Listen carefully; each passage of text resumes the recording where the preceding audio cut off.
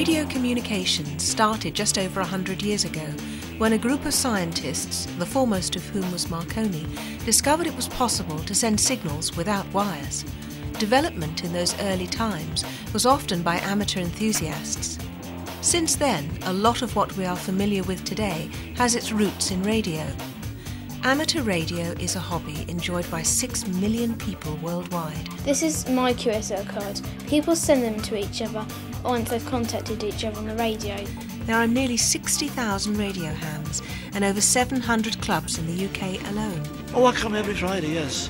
I'll call the old man of the club. I've talked to somebody in Australia before, in Denmark and New York.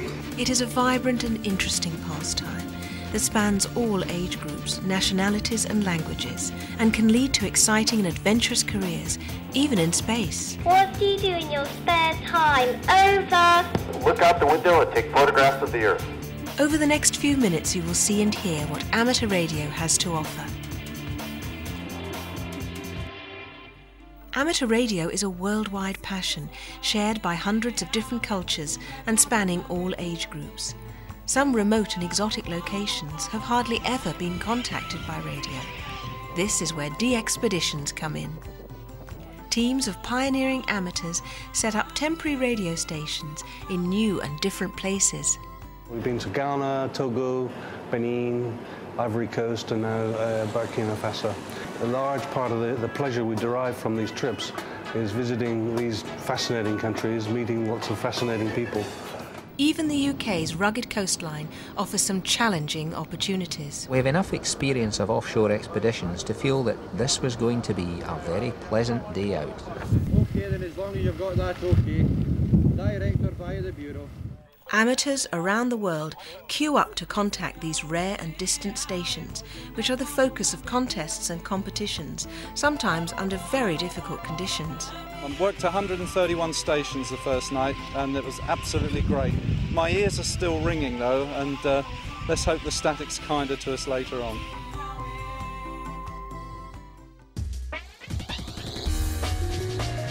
The vehicle is designed for us to be able to go round, show off amateur radio in its best light, but also educate children, adults about communication in general. Do you want a coffee? I'd kill for a cup of coffee. If nothing else, to change the perception of amateur radio to the general public. Good morning, class. Good morning. What do you think that is? No, it's a radio. What you're hearing is a tune. If you listen to the letter L, for instance, did-ah, did it. The children are very, very motivated and see it as a really interesting day. Now, the problem with 900 odd satellites whizzing round is that normally you'd be looking at a picture, something like this. Whoa! Whoa, there's loads of them. You've been to the International Space Station? Yeah. How do you manage that? Because it's right now 387 kilometres in the sky. I've got a class of children here, anxious to have their first go at trying out radio from GB4 FUN. Hello, Brian. I take it you're enjoying the sights and sounds of the vehicle. What have you escaped and got out of instead of... Assembly.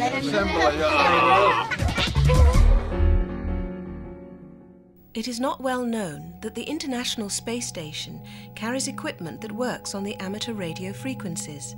This direct method of communication to Earth is used for education and enables schools and colleges around the world to talk to the astronauts.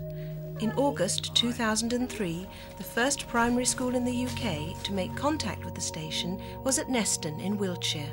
It's a day that the children will always remember. I hope that they will look back on this day and see it as a unique opportunity. Suddenly the date happens, you get about a week's notice and everything switches on. Equipment's got to be in place, towers built. We were only confirming on Monday this week.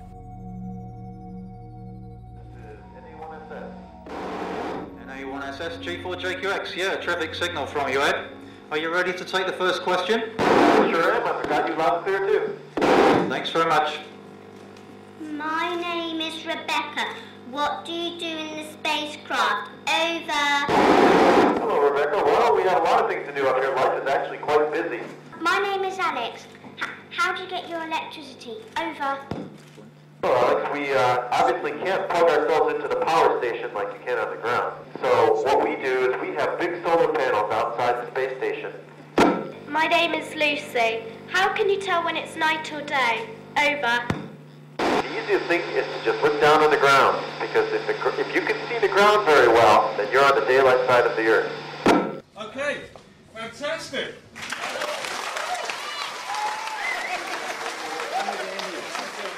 Amateur radio stations are often set up to commemorate special national events, notably M2000A at Greenwich at the start of the millennium. Congratulations particularly to the Cray Valley Radio Society.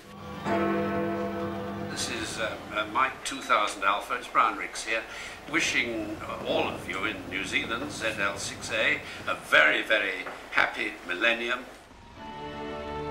In June 2002, a radio station, GB50, was set up on the North Terrace at Windsor Castle to commemorate the Queen's Golden Jubilee.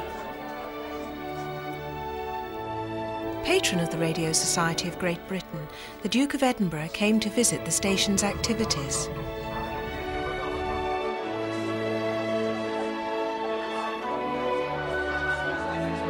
His Royal Highness was presented with a gold-plated Morse key. GB50 remained at the castle for 2 weeks and made 48,000 contacts with 202 different countries. Hi, I'm Andrew Finch, M3FMA. I've got this award because I'm the 5000th Foundation Amateur. In the past few years, the Radio Society of Great Britain and the government's Radio Communications Agency have developed a foundation licence for amateur radio. This makes entry to the hobby more accessible. Andrew was the lucky winner of the 5000th award. What happened was we went for a tour around Baldock, which is a monitoring station in Hertfordshire. I was presented with a government award and my radio, which is an FT817. M3CDS, this is M3FMA, are you there, over? I first got interested in radio when I went to my scout hut. They had a station set up and we got to send a message to another contact. How are you doing today, over? I have a friend at the moment who's got the same licence as me, and we both went on the same course and we did the same exam, and we talked to each other a lot over the radio. But I've also got this other friend who lives in Hong Kong, and she's also thinking of doing her licence, and if we get an HF antenna I can talk to her as well. Around the world, radio amateurs are occasionally called upon to turn their passion into a vital communication network for emergencies, where normal communications have been knocked out. America has its fair share of earthquakes, hurricanes, tornadoes, floods and forest fires.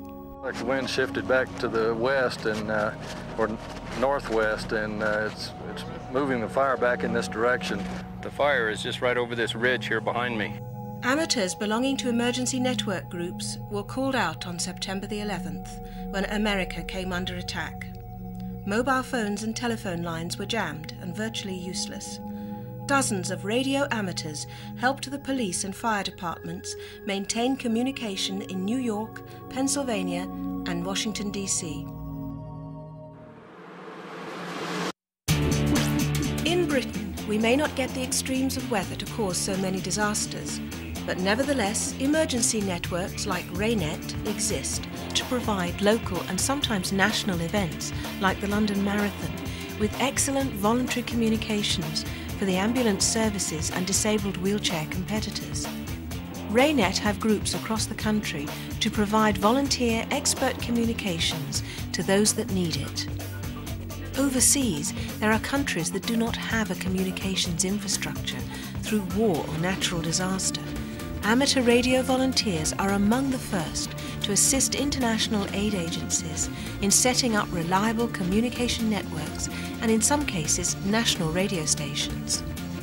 If you want to know more about amateur radio, find us at this address.